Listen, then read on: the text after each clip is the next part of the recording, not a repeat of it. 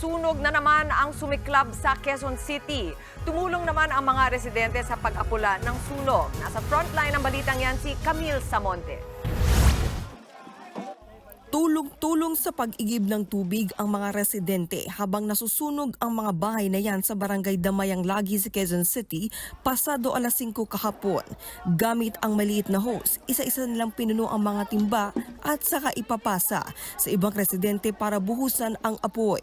Dumating din ang mga bumbero pero hirap silang bombahan ang sunog. Yung water supply po natin is nabibitin po. Medyo malayo po sa lugar, wala po tayong fire hydrant dito, nandun po sa kabila.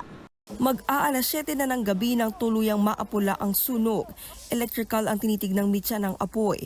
Kwento kasi ng ilang residente, may inaayos sa mga kable at wiring sa lugar bago sumiklab ang sunog. Ang residenteng si Marinin, hindi na napigilang umiyak. Isa kasi siya sa mga residenteng wala nang naisalbang gamit. Mabuti na lang daw at nailigtas ang baldado niyang asawa.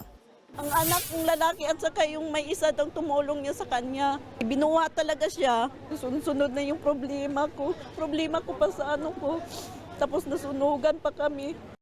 Damay rin sa sunog ang bahay ni Imelda. Kumakalat na raw ang apoy sa katabing bahay nila. Kaya agad-agad siyang lumabas para isalba ang mga alagang aso. Hindi na kami ng mga gamit namin kasi malapit na kami. Paglabas ko, nandiyan na yung apoy. Marami ng tao dito sa labas. Kinukumpirma pa kung ilang pamilya ang nasunugan. Pansamantala namang munang mananatili sa evacuation center ang mga nasunugan. Nagbabalita mula sa Frontline, Camille Samonte, News 5. Mga kapatid, Chiki Roa Puno po. Simula ng inyong araw na puno ng impormasyong kapaki-pakinabang.